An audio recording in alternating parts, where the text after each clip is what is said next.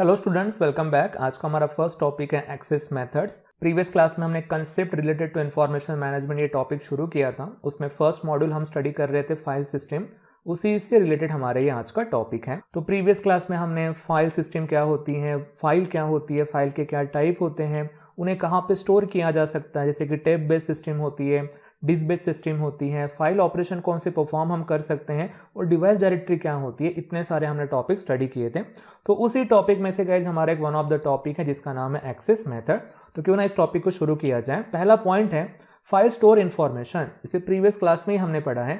File के अंदर information store हो सकती है। इंफॉर्मेशन यानी मीनिंगफुल डेटा, यानी अल्टीमेटली फाइल में डेटा स्टोर है। अब फाइल में डेटा स्टोर है तो आपको कभी ना कभी तो एक्सेस भी तो करना पड़ेगा ना उसे।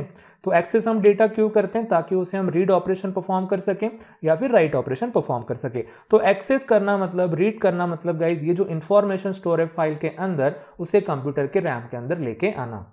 तो उसी से रिलेटेड हमारा ये पॉइंट है, when it is used this information must be access and read into computer memory. ये जो आपने इंफॉर्मेशन स्टोर की है उसका एक्सेस मिलना चाहिए आपको। वो चीज किस में आनी चाहिए? वो इंफॉर्मेशन कंप्यूटर के रैम में यानी मेमोरी के अंदर आनी चाहिए।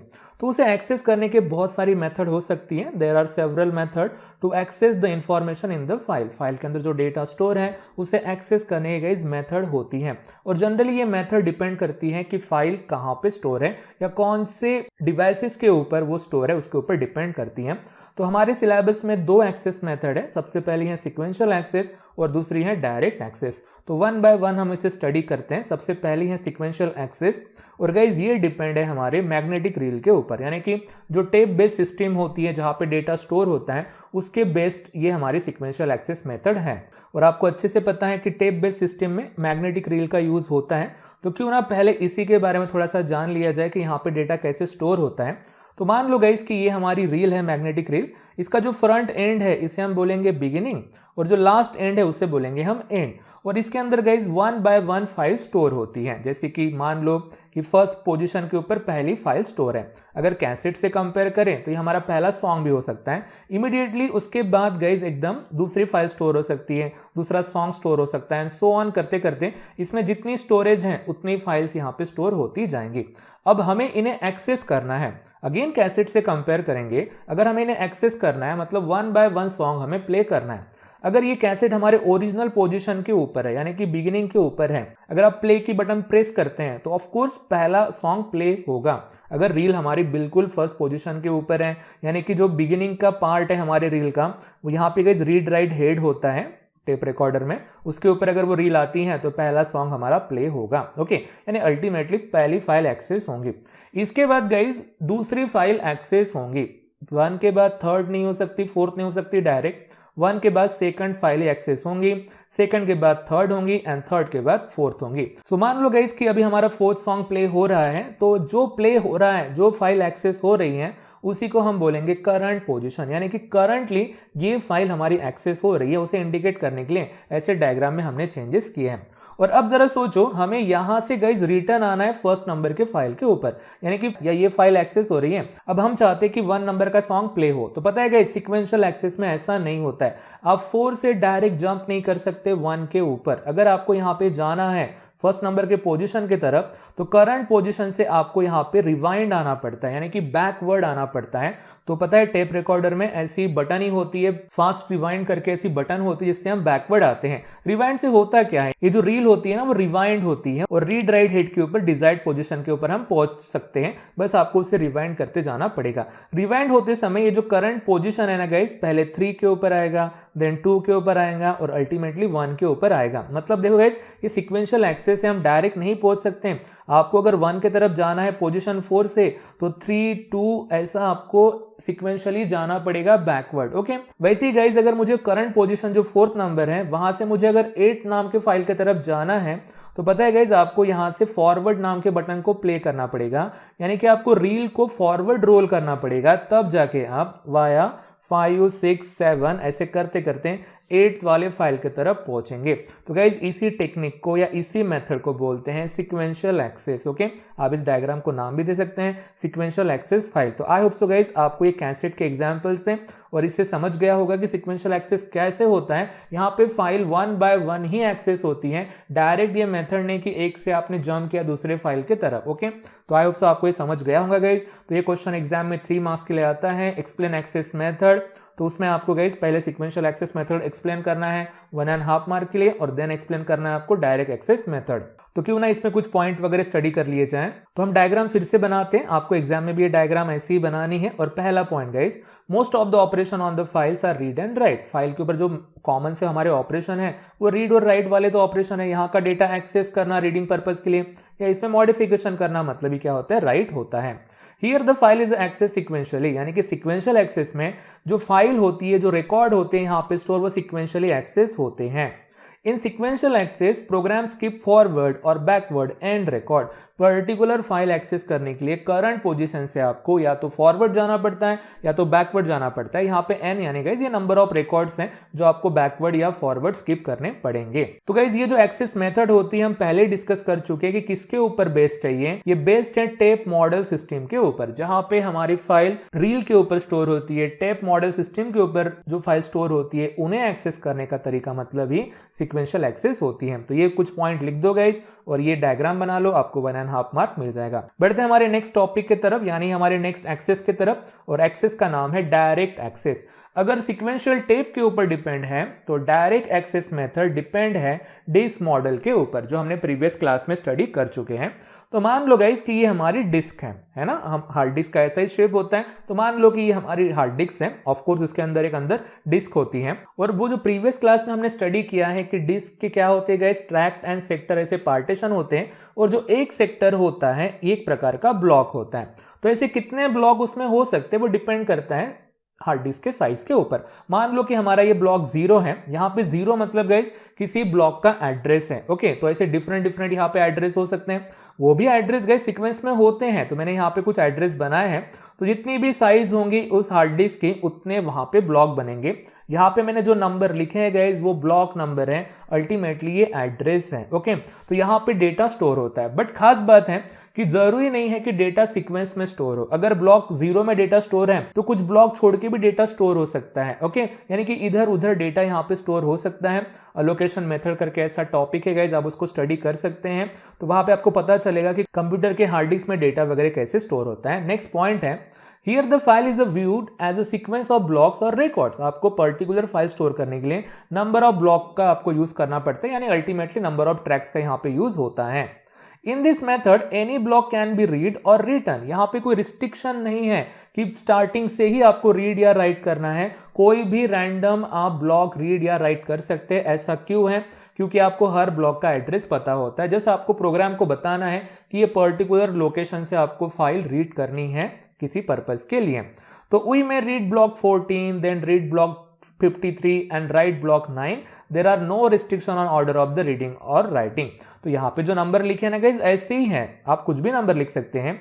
आप ब्लॉक 14 को पहले रीड कर सकते हैं, बिल्कुल रैंडम लोकेशन है गाइस। देन आप ब्लॉक 53 को रीड कर सकते हैं और अल्टीमेटली आप चाहे तो ब्लॉक 9 को भी आप राइट कर सकते हैं। मैंने यहाँ पे ऐसे ही नंबर लिए हैं, टेक्स्ट बुक में थे तो मैंने वही नंबर लिए हैं। आप चाहे तो कोई भी नंबर यहाँ पे ले सकते हैं। जस्ट एग्जाम्पल है कि यहाँ पे कोई रिस्ट्रिक्शन नहीं है। जैसे सिक्वेंशियल एक्सेस में रिस्ट्रिक्शन होता है, आपको सिक्वेंशियली फाइल को क्या करना पड़ता है गाइस, रीड या राइट करना पड़ता है। नेक्स्ट पॉइंट है, direct access is often use for large database. जहां पे बहुत सारी फाइल है, बहुत बड़ा डेटाबेस है, वहां पे ऐसी ही एक्सेस मेथड का यूज होता है। Other access method can be built on the top of the direct access method. तो हमने प्रीवियस स्लाइड में देखा है कि there are several access method हो सकती हैं। तो मैक्सिमम जो एक्सेस मेथड होती है ना वो डायरेक्ट एक्सेस के बेस्ड ऊपर ही बनी हुई एक्सेस मेथड होती है।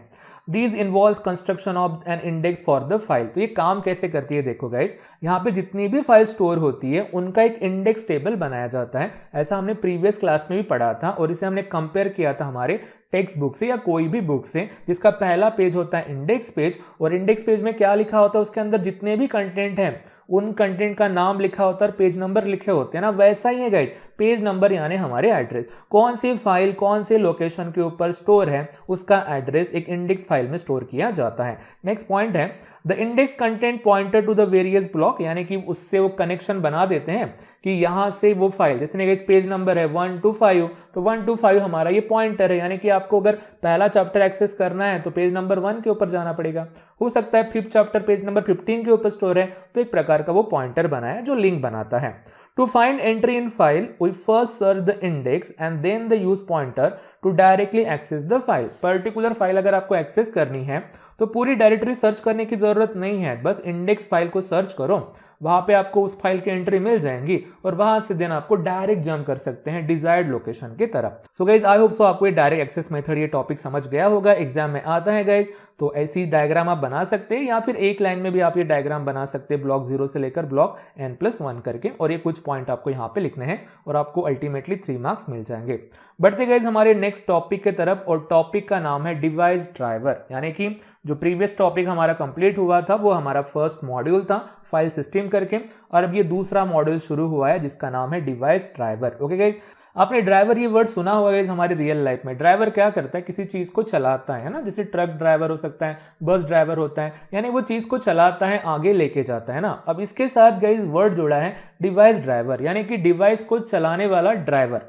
अब अल्टीमेटली हमारे कंप्यूटर सिस्टम में ड्राइवर का मतलब एक प्रकार का सॉफ्टवेयर ही होता है, सब रूटीन प्रोग्रामिंग होता है। इस प्रकार का वो प्रोग्राम होता है जो स्पेशली लिखा जाता है किसी डिवाइस के लिए। अब डिवाइसेस हम कंप्यूटर के साथ अटैच करते ही कौन से, पेरिफेरल डिवाइसेस, जो हमारे इनपुट और आउटपुट डिवाइस होते हैं। तो इनपुट आउटपुट डिवाइस आपके ऑपरेटिंग के साथ कैसे वर्क करेगा, उसकी जो केयरफुलिंग प्रोग्रामिंग की जाती है ना गाइज, उसी को बोलते हैं डिवाइस ड्राइवर। डिवाइस ड्राइवर में कोई इनपुट आउटपुट डिवाइस कैसे काम करेगा उसकी कोडिंग यहाँ पे लिखी जाती है। और ये क्वेश्चन भी गाइज एग्जाम में 3 मार्क्स के लिए आता है। एक्सप्लेन डिवाइस ड्राइवर, इस स्लाइड में जो भी लिखा रहेगा वही आपको 3 मार्क्स के लिए लिखना है। जैसे पहला हमारा पॉइंट है the routine which perform input and outputs are important. Of course guys हम कंप्यूटर के साथ इनपुट आउटपुट ऑपरेशन परफॉर्म करते हैं, तो उसके लिए लिखे गए जो रूटीन होते हैं या प्रोग्राम होते हैं वो बहुत इंपॉर्टेंट होते हैं। Each input output devices had its own characteristic require careful programming। कौन सा डिवाइस कंप्यूटर के साथ हार्डवेयर के साथ कैसे काम करेगा उसकी पर्टिकुलर प्रोग्रामिंग की जाती है, क्योंकि वो हर इक्विपमेंट का अलग अलग कैरेक्टरिस्टिक होता है। कीबोर्ड है तो डेटा एंटर करने के लिए यूज करेंगे, मॉनिटर है तो डेटा शो करने के लिए हम स्टोर करेंगे, साउंड है तो उसका अलग कैरेक्टरिस्टिक रहेगा, हर चीज का अलग अलग कैरेक्टरिस्टिक होता है, तो सबकी अलग अलग गाइज प्रोग्रामिंग होती है। तो गाइज इसी के ऊपर हमारी इसकी डेफिनेशन है डिवाइस ड्राइवर की। A special subroutine यानी guys program was written for each input output device, such a subroutine is called as a device driver। उसी सबरूटीन प्रोग्राम को डिवाइस ड्राइवर कहा जाता है। कभी हो सकता है आपने आपके लैपटॉप या कंप्यूटर के साथ प्रिंटर अटैच किया होगा, जब हम प्रिंटर अटैच करते हैं ना गाइस, उसके साथ में एक सीडी मिलती है, उसे ड्राइवर की सीडी बोलती है। मैक्सिमम हार्डवेयर के साथ उसकी सीडी मिली जाती है, उसी सीडी में गाइस उसकी प्रोग्रामिंग होती है कि ऑपरेटिंग सिस्टम के साथ वो कैसे वर्क करे। ओके गाइस, तो कभी कभी क्या होता है जो हमारे कीबोर्ड है, माउस है, उनके ड्राइवर्स नहीं दिए जाते क्योंकि वो ड्राइवर ऑलरेडी ऑपरेटिंग सिस्टम में पहले से इंस्टॉल होते हैं। जो फेमस इक्विपमेंट होते हैं उनके ड्राइवर कंप्यूटर में पहले से इंस्टॉल होते हैं, और अगर नया इक्विपमेंट है तो आपको नया ड्राइवर इंस्टॉल करना पड़ता है। वो ड्राइवर ही होता है, वो एस्टेब्लिश करता है कनेक्शन हमारे न्यू हार्डवेयर और ऑपरेटिंग सिस्टम के साथ। नेक्स्ट पॉइंट है a device driver knows how the buffer, flag, register, control bits and status bits should be used for the particular device। Driver में हर चीज लिखी होती है कि कैसे बफरिंग करना है, फ्लैग को कैसे अफेक्ट करना है, कौन से रजिस्टर यूज होने चाहिए and so on guys. Careful programming करके पर्टिकुलर डिवाइस के लिए पर्टिकुलर प्रोग्राम लिखा जाता है। Each different types of device has its own driver। हर चीज का ड्राइवर होता है, प्रिंटर, कीबोर्ड, माउस, और अलग अलग कंपनी के अलग अलग ड्राइवर हो सकते हैं। Even display driver, sound driver guys, आपने कभी ऐसे वर्डिंग सुने होंगे ना, वो एक प्रकार के प्रोग्राम ही है जो एक्स्टैब्लिश करते हैं कनेक्शन न्यू हार्डवेयर का हमारे ऑपरेटिंग सिस्टम के साथ। ओके, और ऑपरेटिंग के हिसाब से भी ड्राइवर के वर्जन वगैरह भी होते हैं। नेक्स्ट पॉइंट है हमारा एग्जांपल है guys, a simple task such as reading a character from device, यानी कीबोर्ड की बात चल रही है। Involves complex sequence of device specific operation. हमारे लिए बहुत आसान सा टास्क लगता है गाइस, कीबोर्ड के कोई बटन दबाओ और वो कीबोर्ड का कैरेक्टर हमारे मॉनिटर के ऊपर डिस्प्ले हो जाता है, बट ये करने के लिए भी एक कॉम्प्लेक्स तरीके से प्रोग्रामिंग की गई होंगी, तब जाके कीबोर्ड और वो मॉनिटर बराबर ऑपरेटिंग सिस्टम के साथ वर्क करने लगे हैं। ठीक है guys. So guys next point है, rather than writing the code every time the device driver was simply used from the library। यानी जो भी हम ड्राइवर इंस्टॉल करते हैं कंप्यूटर के अंदर, अल्टीमेटली ऑपरेटिंग सिस्टम के अंदर, वो उसके लाइब्रेरी में जाके स्टोर रहता है। रोज रोज आपको ड्राइवर इंस्टॉल करने की जरूरत थोड़ी पड़ती है। एक बार ड्राइवर इंस्टॉल कर लिया तो ऑपरेटिंग सिस्टम वहीं से वो सब कुछ उस चीजों को एक्सेस वगैरह करती है। तो आई होप सो गाइस आपको ये टॉपिक वगैरह समझ गया होगा। 3 मार्क्स के लिए आता है, इतने ही पॉइंट लिखने हैं, डेफिनेशन लिखना भूलना नहीं है, और कैसे वो वर्क करता है थोड़ा बहुत आपने आपके लैंग्वेज में लिख लिया तो भी आपको पूरे मार्क्स मिल सकते हैं। बढ़ते हमारे नेक्स्ट टॉपिक की तरफ, और गाइस टॉपिक का नाम है टर्मिनल्स, और लिखा है इनपुट आउटपुट। वैसे टर्मिनल का मतलब ही गाइस हमारे input output device, peripheral devices होते हैं, और 2 टाइप के तो टर्मिनल होते हैं, एक इनपुट टर्मिनल होता है और एक आउटपुट टर्मिनल होता है। अगर आपके सिस्टम में कीबोर्ड नहीं है तो बस एक ही टर्मिनल रहेगा, और वो क्या रहेगा गाइस, हमारी स्क्रीन रहेंगी। तो क्यों ना पहले इंट्रोडक्शन जान ले टर्मिनल्स के बारे में। और टर्मिनल और विजुअल डिस्प्ले यानी ही गाइस वीडीओ यानी कि usual display unit is a common input output medium. यानी ही अगर कीबोर्ड नहीं है और सिर्फ डिस्प्ले पार्ट है तो उसी को बोलते हैं गाइस हम वीडियो, और ये सबसे कॉमन हमारा इनपुट आउटपुट मीडियम होता है, स्पेशली आउटपुट मीडियम होता है। सिर्फ आउटपुट मीडियम ही तो नहीं होता ना, इनपुट मीडियम भी होता है, तो उसके बारे में हम लिखेंगे। Terminal hardware can be divided into 2 parts. पहला है keyboard guys which is used as a input medium, and the video screen which is used as a output medium. जो भी आप डिस्प्ले पे ये वीडियो देख रहे हैं ये आउटपुट मीडियम है ना, वहां पे आप ये सब कुछ देख पा रहे हैं, और अगर इसमें आपको कुछ कमेंट वगैरह करना है तो आप कीबोर्ड का यूज करेंगे, that is our input medium. तो 2 प्रकार के मीडियम तो होते ही हैं, इनपुट मीडियम से डेटा अंदर जाता है, आउटपुट मीडियम के ऊपर आपको उसका रिजल्ट वगैरह दिखता है। इसके बाद गाइस ये जो इनपुट आउटपुट डिवाइस है इनकी भी हमने 2 कैटेगरी कर दी है। द टर्मिनल कैन बी डम टर्मिनल और इंटेलिजेंट टर्मिनल। ओके, तो इसकी डेफिनेशन गाइस एग्जाम में 1 मार्क के लिए पूछी जाती है। सबसे पहले देखते हैं डम टर्मिनल। द डम terminal consist of micro processor and limited memory. Okay, जो माइक्रो प्रोसेसर होगा वो उतना पावरफुल नहीं रहेगा और लिमिटेड अमाउंट ऑफ मेमोरी ही रहेंगी। अब इसे डम टर्मिनल इसलिए कहा जाता है कि इसके अंदर जो डेटा आ रहे हैं गाइस इनपुट ऑपरेशन के लिए, आउटपुट ऑपरेशन के लिए, उसे वो प्रोसेस नहीं करता है। यानी कि जैसा आउटपुट आया है वैसे का वैसा शो करना, यानी कि पहले के जमाने के हमारे black and white monitor. Okay, उसके ऊपर सिर्फ डेटा दिखेगा हमारे व्हाइट कलर में, दैट्स इट। ना बोल्ड रहेगा, ना ब्लिंक करेगा, ना इटैलिक करेगा, कुछ नहीं गाइस। जैसा उसमें सेटिंग की गई होंगी वैसे का वैसा वो दिखेगा। अल्टीमेटली डेटा के ऊपर कोई प्रोसेसिंग नहीं होती है जो ऑपरेशन के लिए आया है। तो बस यही लिखना है आपको डेफिनेशन के अंदर। It is responsible for basic input and output of the character. बिल्कुल बेसिक ऑपरेशन परफॉर्म करता है। इट इज कॉल्ड डम because it does not processing on the input character. ये कुछ भी नहीं करता है गाइस, इवन गाइस वो कुछ भी नहीं करता है, यानी कि जस्ट डिस्प्ले करता है। इवन उसका कलर क्या है, बोल्ड है, इटैलिक है, वो कुछ भी आपको नहीं बताएगा, जस्ट वो शो करेगा। यानी कि पहले के जमाने के हमारे डम टर्मिनल यानी हमारे वो मॉनिटर। इसके बाद है intelligent terminal can carry out some processing on the input. यानी कि जो डिस्प्ले के लिए आया है या जो इनपुट हो रहा है उस डेटा के ऊपर प्रोसेसिंग करना, और जो ऐसा करता है उसे इंटेलिजेंट टर्मिनल कहा जाता है। यानी कि आज के जमाने के हमारे मॉनिटर वगैरह, इवन जो आप ये डिस्प्ले स्क्रीन देख रहे हैं ना गाइस, ये डिस्प्ले स्क्रीन आपकी इंटेलिजेंट टर्मिनल है। वहां पे आप देख सकते हैं कि जो हेडिंग लिखी है वो अलग कलर में है, उसके बाद यहाँ पे कुछ इंटरनल डेफिनेशन है वो अलग कलर में है, और बाकी हर चीज यहाँ पे बोल्ड है, कुछ इटैलिक हो सकती थी, कुछ ब्लिंक करके हो सकती थी, कुछ अंडरलाइन हो सकती थी। तो ये प्रोसेसिंग है जो हमने कैरेक्टर के ऊपर किया है, और जो ये टर्मिनल करता है उसी को बोलते हैं इंटेलिजेंट टर्मिनल।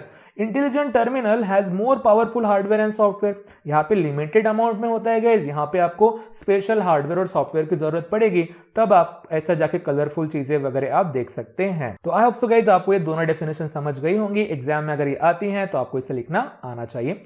अगेन हम गाइज इसी टॉपिक को कंटिन्यू कर रहे हैं, यानी ऑफ कोर्स हमारे टर्मिनल इनपुट आउटपुट के ऊपर, और अब इसके हम देखते हैं गाइज कैटेगरी।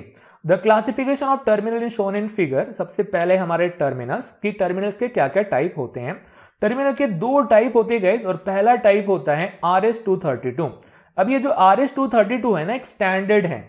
ऐसा स्टैंडर्ड, ऐसी हम सीरियल कम्युनिकेशन बोल सकते हैं जहां पे आप इनपुट आउटपुट डिवाइसेस को जोड़ते हैं फॉर सीरियल कम्युनिकेशन के लिए। तो इसमें भी हमने 2 एग्जाम्पल चूज किए हैं। सबसे पहला एग्जाम्पल है गाइज हार्ड कॉपी। अब हार्ड कॉपी यानी प्रिंटर, जिस पोर्ट के अंदर प्रिंटर लगाया जाता है ना गाइज, उसका स्टैंडर्ड होता है RS-232। आजकल तो USB आते हैं ना, हम थोड़े से पहले के ज़माने की बात कर रहे हैं जहाँ पे एक बड़ी सी पिन निकल के आती थी, वहाँ पे आपको प्रिंटर को लगाना पड़ता था और ऑफ कोर्स आपको एज आउटपुट क्या मिलने वाला है गाइस, हार्ड कॉपी मिलने वाली है। तो हार्ड कॉपी भी हमारा एक प्रकार का टर्मिनल हो गया है जहाँ पे आपको आउटपुट मिल रहा है। उसी तरीके से एक डम टर्मिनल होता है जो हम थोड़ी देर पहले स्टडी कर चुके हैं और वो होता है ग्लास। उस ग्लास के ऊपर जस्ट आपको आउटपुट दिख रहा है बिना कोई प्रोसेसिंग किए हुए, तो उसी को बोलते हैं गाइस डम टर्मिनल और वही हमारा एक प्रकार का टर्मिनल है। तो इस पोर्ट के अंदर जो टर्मिनल लगाए जाते हैं वो हमारे डम टर्मिनल थे और इसमें कोई गाइस पर्टिकुलर मेमोरी वगैरह नहीं थी, बहुत ही लिमिटेड अमाउंट यहाँ पे मेमोरी रहती थी और हार्ड कॉपी में तो कोई मेमोरी के चांसेस ही नहीं गाइस, डायरेक्ट यहाँ पे हमारी कॉपी प्रिंट होती थी। जैसे हमने टाइपराइटर देखो ना गाइस, जो टाइपराइटर काम करता है वो डेटा को प्रोसेस थोड़ी करता है, बस आपने बटन को प्रेस किया और वो कैरेक्टर पेपर के ऊपर जाके प्रिंट हुआ, कुछ अलग टाइप की प्रोसेसिंग थोड़ी हुई है, इसलिए उनको डम टर्मिनल कहा जाता है।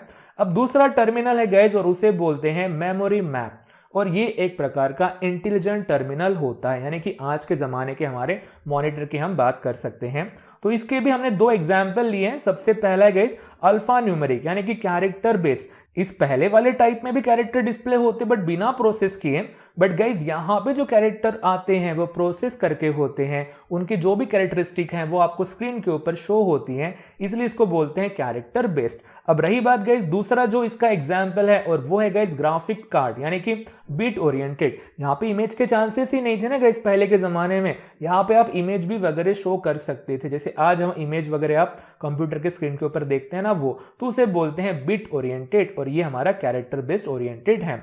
सो गाइस जो अल्टीमेटली होता है मेमोरी मैप, ये एक प्रकार की वीडियो रैम होती है और आज के जमाने से अगर मैं कंपेयर करूं तो ग्राफिक्स कार्ड है ना, अगर आप बॉयज लोग हैं और आप गेम वगैरह खेलते हैं तो आपको अच्छे से आइडिया कि ग्राफिक्स कार्ड का इंपॉर्टेंस क्या होता है। तो ये ग्राफिक्स कार्ड ही है, हमारे जो वीडियो स्क्रीन होती है, हमारा जो मॉनिटर होता है उसकी डेडिकेटेड एक रैम होती है, उसी को हम ग्राफिक्स कार्ड बोलते हैं। तो उसी के बारे में थोड़ी सी हमें स्टडी करनी है, बट अर्लियर कंप्यूटर से रिलेटेड ये हमारी स्टडी रहने वाली है, इतना भी आपको ध्यान में रखना है। पहला पॉइंट है the memory map terminal have a video RAM, यानी ultimately guys graphics card internal graphics card होता है और एक्सटर्नल भी हो सकता है। नेक्स्ट पॉइंट है it is basically the memory that terminal hardware itself has. Okay, terminal यानी हमारे यहाँ पे वीडियो स्क्रीन की बात कर रहे हैं, मॉनिटर की बात कर रहे हैं, उसकी पर्टिकुलर गाइस मेमोरी होती है, उसी को बोलते हैं रैम। और उस रैम में उस टाइम पे जो आएगा वो आपके कंप्यूटर के स्क्रीन के ऊपर दिखेगा। जैसे अभी ये वीडियो देख रहे हैं ना गाइस, तो आपका जो डिस्प्ले है उसकी जो रैम है उसमें गाइस ये पूरी की पूरी स्क्रीन आई है, कौन कौन से कैरेक्टर कौन कौन सा डेटा आपको डिस्प्ले करवाना है वो आपके रैम में है, इसलिए आप इसे क्या कर पा रहे गाइस, देख पा रहे हैं। तो इसका एग्जांपल लेते हैं। A typical alpha numeric screen can display 25 lines each consisting of 80 characters. अब अल्फा न्यूमेरिक यानी जहां पे सिर्फ आपको अल्फाबेट्स और नंबर का सपोर्ट मिलता है। अब 25 लाइंस यानी गाइस ये हम हॉरिजॉन्टल लाइन की बात कर रहे हैं, मैं स्क्रीन को डिवाइड कर सकता हूं ना, तो 1 बाय 1 में यहाँ पे लाइन को क्या कर सकता हूँ, डिवाइड कर सकता हूँ, कैसे, हॉरिजॉन्टली। वैसे ही अब एक लाइन में कितने कैरेक्टर आएंगे, तो इसको अब वर्टिकली में डिवाइड कर सकता हूँ, 1 बाय 1 जो एक बॉक्स बनता है ना उसमें एक कैरेक्टर स्टोर होगा। तो जो टिपिकल अल्फान्यूमेरिक स्क्रीन होती है वहां पे 25 हॉरिजॉन्टल लाइन हो सकती है और 80 वर्टिकल लाइन हो सकती है, उन एक बॉक्स में फिर एक कैरेक्टर स्टोर हो सकता है। सो गाइस अल्टीमेटली उसमें टोटल कितने कैरेक्टर स्टोर होंगे आप ही सोचो, 25 लाइन्स है, ईच लाइन में 80 कैरेक्टर्स आएंगे, तो 2000 कैरेक्टर उस स्क्रीन के ऊपर आ सकते हैं। सो उसके लिए तो वैसे डिस्प्ले के लिए कितने रैम की जरूरत पड़ेगी पता है गाइस, आपको लगेंगी 2000 बाइट की रैम, क्योंकि एक कैरेक्टर को स्टोर करने के लिए 1 बाइट की जगह लगती है, इसलिए। ठीक है, सो ऐसी चीज कहां पे यूज होती थी उसके बारे में हम जान लेते हैं। This is the case of monochrome IBM PC। जो IBM के PC थी वहां का उसका जो मॉनिटर था वो इसी थीम के ऊपर काम करता था। Any time all the 2000 characters stored in the video RAM are display on the screen by the video controller. जो वीडियो को कंट्रोल करता है, स्क्रीन को जो कंट्रोल करता है वो वीडियो कंट्रोलर होता है, उसी का यूज करके कौन से जगह पे कौन सा कैरेक्टर दिखना चाहिए गाइस वो वीडियो कंट्रोलर हैंडल करता है। तो अल्टीमेटली आप 2000 कैरेक्टर देख पाओगे, यानी क्योंकि उतनी ही तो उसकी कैपेसिटी थी ना रैम की, उस हिसाब से यहाँ पे गाइस ये पॉइंट लिखे हैं। When we enter data from keyboard, it is moved to the video RAM at appropriate places, after which is display. Attribute byte will tell video controller how the character is to be display. अब देखो screen के ऊपर data कैसे display होता है, जैसे हम keyboard से बटन प्रेस करते हैं तो वो डेटा कहाँ पे जाता है, वीडियो रैम में जाता है। तो हमारे पास कर्सर होता है ना, उसे आप पॉइंटर बोल लो, तो पॉइंटर कहाँ पे पॉइंट कर रहा है उस जगह पे जाके वो कैरेक्टर डिस्प्ले होता है। अब रही बात वो कैरेक्टर बोल्ड है, कलरफुल है, इटैलिक है, कैसा है, वो पता चलता है एट्रीब्यूट बाइट से। तो एक कैरेक्टर की दो बाइट होती है गाइस, एक होती है डेटा बाइट इटसेल्फ डेटा, उसके अंदर कौन सा कैरेक्टर है एंड ऑल, और वो कैसे दिखेगा वो होता है एट्रीब्यूट बाइट से। तो नेक्स्ट स्लाइड में हम वही समझते हैं।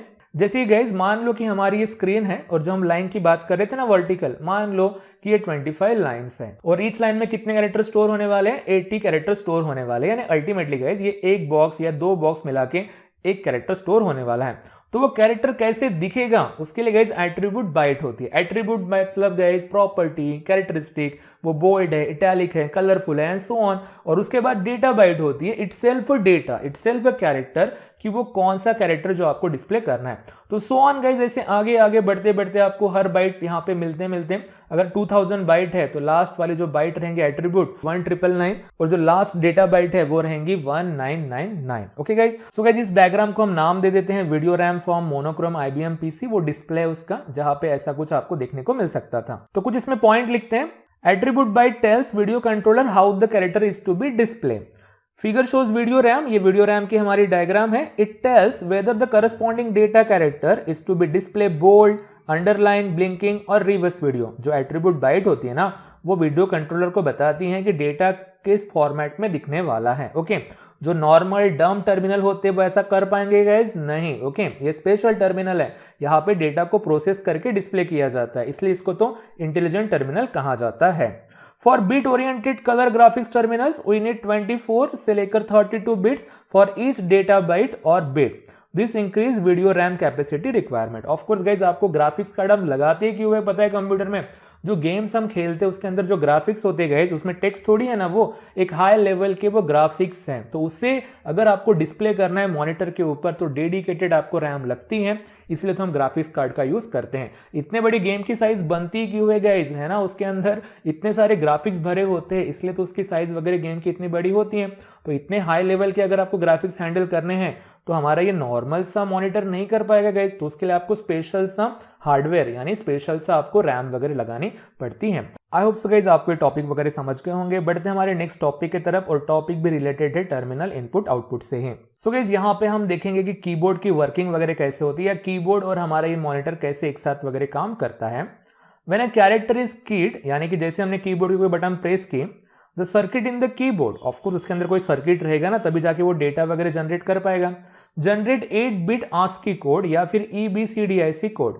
ASCII कोड हमने पढ़ा है गाइस 11th स्टैंडर्ड में, हर कैरेक्टर का एक पर्टिकुलर ASCII कोड होता है, और ASCII कोड का आपको लॉन्ग फॉर्म भी पता है, American standard for code for information interchange. और EBCDIC का लॉन्ग फॉर्म क्या होता है guys? Extended binary coded decimal interchange code. Okay, तो ये हमारे किसी भी कैरेक्टर का एक पर्टिकुलर कोड हो सकता है गाइस। तो जनरली वो 8 बिट के कोड होते हैं।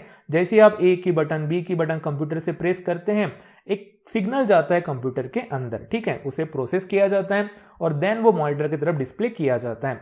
तो हर कैरेक्टर का एक पर्टिकुलर कोड होता ही है, तो वही जाके देन कन्वर्ट होकर डेटा में वो कन्वर्ट होता है। This character is stored in memory of terminal, यानी कंप्यूटर के साथ जो हमारे टर्मिनल जुड़े हैं वीडियो रैम वगैरह, उस रैम में जाके वो स्टोर होता है। This is further moved into the buffer maintain by the operating system. अब दिखाने का काम कौन करता है गाइस? ये सब कुछ मैनेज कौन करती है? ऑपरेटिंग सिस्टम करती है।